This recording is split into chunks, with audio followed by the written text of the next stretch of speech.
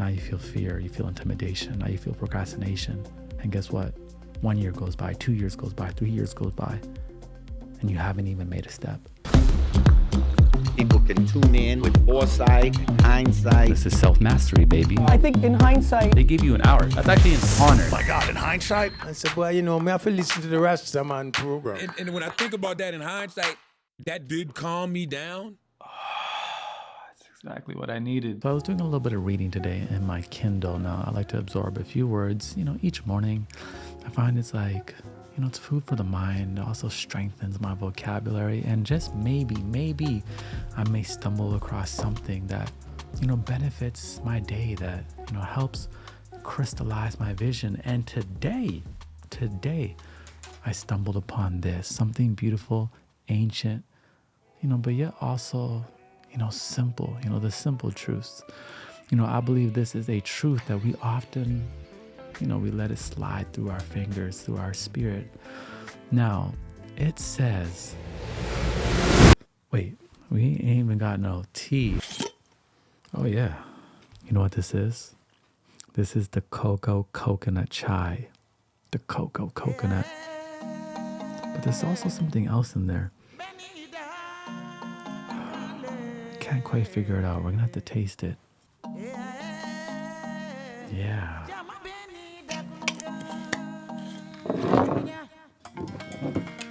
I've been listening to that new Andre 3000 album, the flute album. Fire. I feel like he tapped into something that we need. Like, we didn't need more words. We didn't need more we just needed vibes. We needed space. We needed energy. You understand? We needed the right environment, which is, what we're doing right now. We're cultivating the right environment before we get into some beautiful knowledge. But I just absolutely love it. Make sure you go check it out.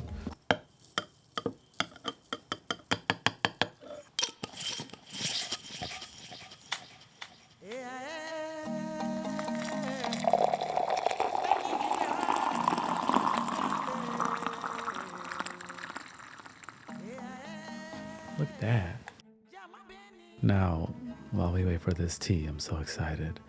Let me show you another habit of mine that is a part of my wellness routine. AG1, who is our sponsor of the day.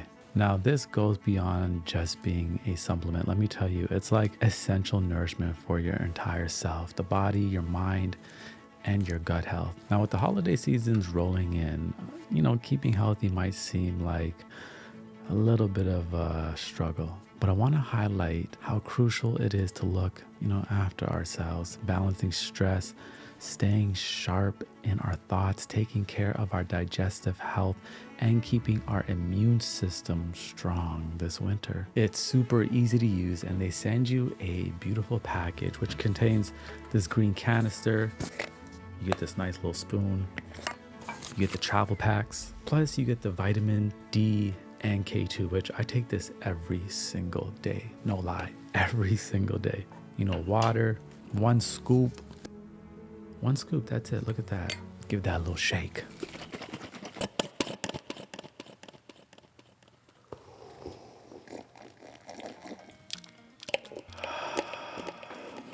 Yeah, that's good. Tastes good. I know sometimes drinking healthy has a bad rap, but trust me, you will enjoy this every single morning. And it's filled with high quality ingredients like magnesium, B vitamins. They're all working together to support your sustained energy for even the most exhausting tasks this season. To be honest, it's just really comforting to know that I'm getting a whole well of nutrition in a simple scoop each day. Again, for me, simplicity is key. It doesn't have to be complicated. I don't have to take 30 different products. I can feel the power of one with AG1. So let me hook you up so you too can add this to your, morning wellness routine to get a 1-year supply of vitamin D3 and K2 plus 5 individual travel packs for free with your first purchase. Hit the link in my description. Now let's grab some tea. Oh, look at that.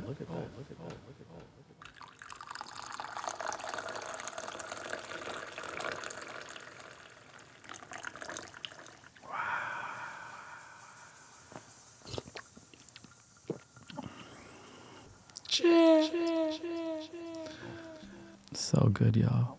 Okay, let's get back to this quote because I absolutely loved it and I want to share with you. You have the right to act, but not to the fruits of that action. Do not allow rewards to be your motive for action. And at the same time, do not be attached to avoiding action. Let's get into it. Now, I believe many of us are experiencing this void or procrastination, this intimidation when we attempt to create or apply ourselves to our work. And many of us have lost that authentic joy we once had with our creations or simply life. We're focused over there when we need to come back right here. Now, every single one of us has a mission. We have a gift. And I believe it is your duty to apply yourself to it.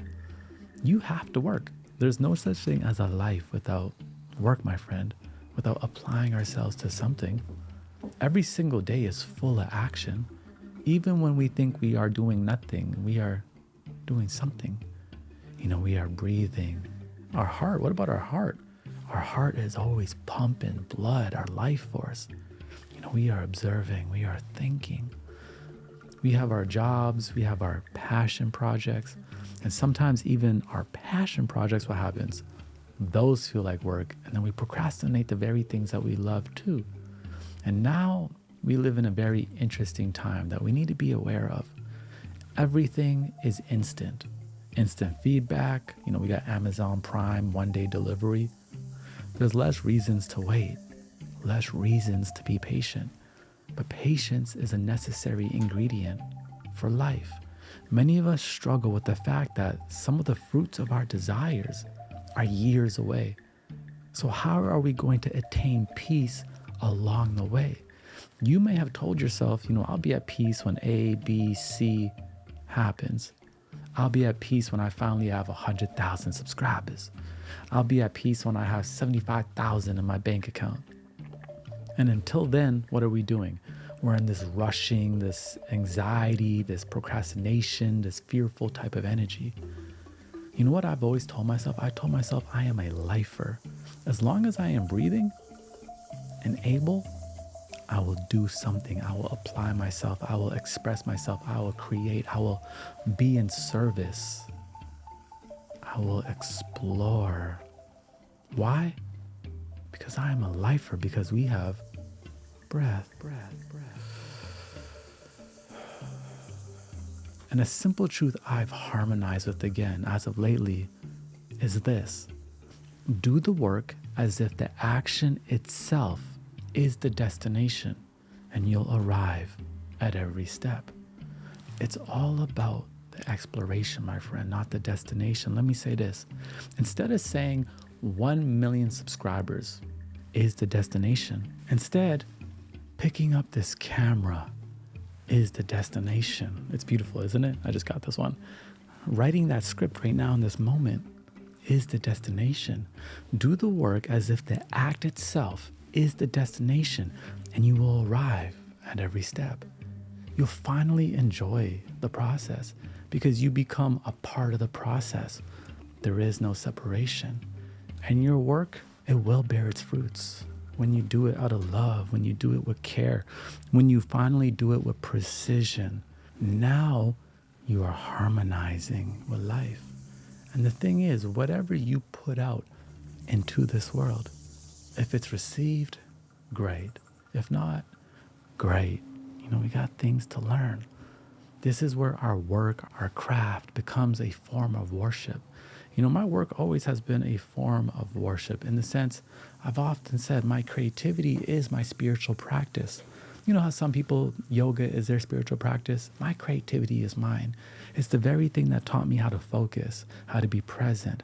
It's taught me about my ego, how to be in service to others, how to serve something higher than myself, how to help the world. My prayer has always been in the process. I have felt God in the details of creation, complete presence and oneness, love, curiosity, like a child again. But let me tell you something.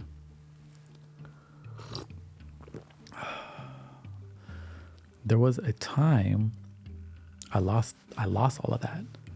That intuitive touch, that creative excitement, that joy for life, that confidence. Oh my God. And I always had confidence. That devotion to do the work. I started procrastinating, started to get complacent. I just wanted to rush through everything because I felt like I didn't have time. I felt like society or the internet didn't even appreciate time and effort, that they just wanted things that were fast and quick. And I started to rush. I started to rush through my craft, my work, my obligations. It leaked into all areas of my life. And I started to dread the details. I started to dread being present. I dreaded any idea that took too long to execute. Oh, what if I pour my all into this and it doesn't do well? I'll just go and do something very easy. Maybe I'll just go post a TikTok. This is because my mind got complacent and it became rooted in fear and focused on the outcomes, the rewards, the destination. Over there, I wasn't here. I fell into the world's pace instead of meditating on our own pace. In the beginning of my creative journey, I would get an idea and my reaction would be like, yeah, let's explore that. And then for some reason it shifted to, oh, is that going to do well? Oh, what if it flops and then the sponsor is going to be mad? Oh, I don't have enough time. Like this became my language. And this clouds the purity of the creative spirit. Sometimes we become so focused on the destination, we think it's speed that we need. It's not always about speed. It's about alignment, moving in the direction that matters. Your craft is a garden. It blooms with care, my friend, not speed. You are a garden. And guess what? You bloom with care, not speed. I want to remind you, and I want to pull a card from my own deck of cards, 33 reminders to support you in your journey, the reminder deck, and say this after me. I don't chase, I receive.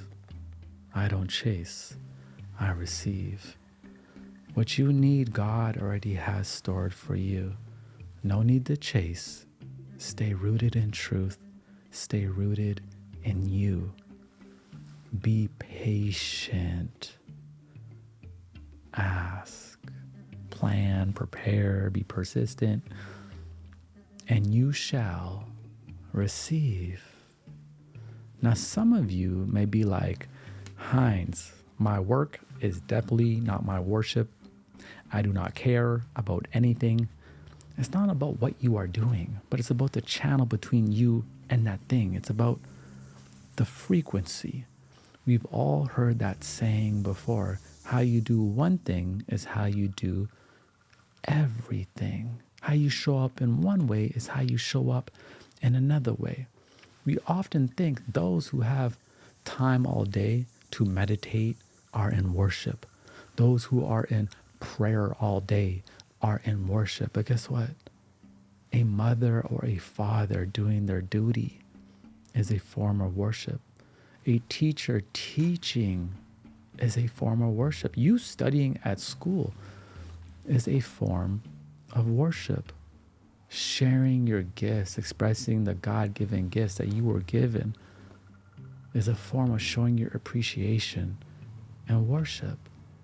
But just do it with the highest intent possible, beyond yourself. Do it for the Most High, right? Like each day, I believe we have this opportunity of presence, of focus, of doing the work, of applying ourselves with intention and care. And I love that space. I love that frequency, no matter if it's something that we love or not. And through that devotion, you develop that frequency, this flow state, and you bring meaning into life, even into the things you don't enjoy doing, because you understand it's all a part of cultivating this life of yours.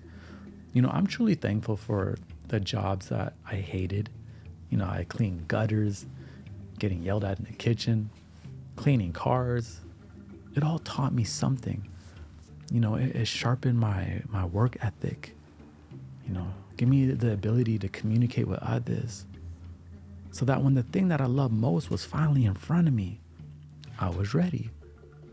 Do the work, create, express, tell that person you love them without attachment to the reward. And let me tell you something, the spotlight seeks the artist who works not for the attention, but for the pure joy of creation. That shines through their work. This is why often we hear an artist's first album and people say it's their best. Why is that true? Well, sometimes it is, but it's because they did it for their joy. And then once they blew up, the industry came in and the voices came in and the corporations came in and the lust of money came in. And that joy got eroded through pressure and external demands. Let's think of it this way. Imagine you're like planting a tree, right? You nurture it, you water it, but you don't control how fast it grows, whether it will bear fruit or how long it will live. You have no control over that. Your joy and fulfillment come from the act of planting and caring for the tree, not from the outcomes it may produce. The key here is to focus on the action itself, not on its fruits. It's about doing what's right, what's needed, without being swayed by the personal loss or gain. It's kind of like this. It's kind of like a musician lost in the flow of their music, playing not for the applause or recognition, but for the sheer joy and the purity of the music itself. It doesn't mean that we abandon our goals or stop caring about the world. No. Instead, it's about finding balance, engaging fully in our actions, giving our best, but then stepping back and letting go of the attachment to specific outcomes. It's not about inaction, it's about enlightened action. It's like walking a path of righteousness for its own sake, not for the reward or the fear of punishment. It's about being so in tune with the natural flow of life that your actions become spontaneous, right, and in harmony with the greater order and flow of things. Now, this is a practice, okay? Just because we know this in theory doesn't mean we're not going to be attached to the outcomes. You go post a video, you're going to be attached to the views, what people are saying. But we must challenge this, challenge our spirit. Each day we can do simple habits that strengthen our intention, that allow us to do the work without thinking about the rewards every single day. Like daily awareness, choose a routine or activity, something as simple as drinking a morning cup of tea, a morning walk, even brushing your teeth, and perform it with total presence.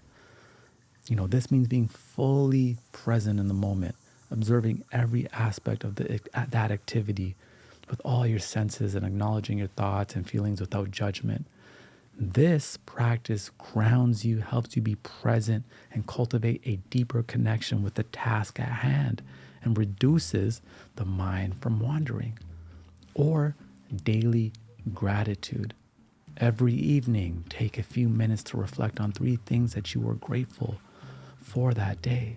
Find gratitude in some of the things you don't enjoy. For example, if I got to go grocery shopping, I just remind myself what a beautiful opportunity it is that I have access to so many foods and I get to see some new faces and maybe listen to my favorite podcast while I do so. I have gratitude for that luxury, privilege, and comfort. This simple practice of gratitude can shift our lack and shift our desires, creating more fulfillment and contentment and helping us detach from that constant wanting. And then also one more thing, practice acts of kindness without expectation. Once a week, consciously perform an act of kindness without any expectation, acknowledgement, or reward. Just do it from your heart. It could be helping a stranger, a neighbor, volunteering for a cause. The key is to give selflessly. This practice doesn't only benefit you, it benefits others, right? Giving purely without attachment of what they're going to give back to you. My friend, do the work as if the act itself is the destination, and you will arrive at every step. You think the destination is 3 years from now. No. It is right now. Right now, you have that opportunity. And the next thing you know, you're going to look up and be like, look at this beautiful life I created for myself. Oh my God, that went by fast. That was 10 years? Well, that was 10 years? Oh, wow. And I didn't realize it because I was having so much joy. I was having fun. I was focused. I was present. Or it could be like this. It's going to take 10 years. Oh. Now you feel fear. You feel intimidation. Now you feel procrastination. And guess what? 1 year goes by, 2 years goes by, 3 years goes by, and you haven't even made a step because you have been focusing on how long it's going to take. Don't focus on the reward. You placing your presence in the moment is the reward. And you don't know in hindsight, everything is going to be all right. It's a vibe ting, and we power by. Cheer. I'll see you soon. Leave a comment.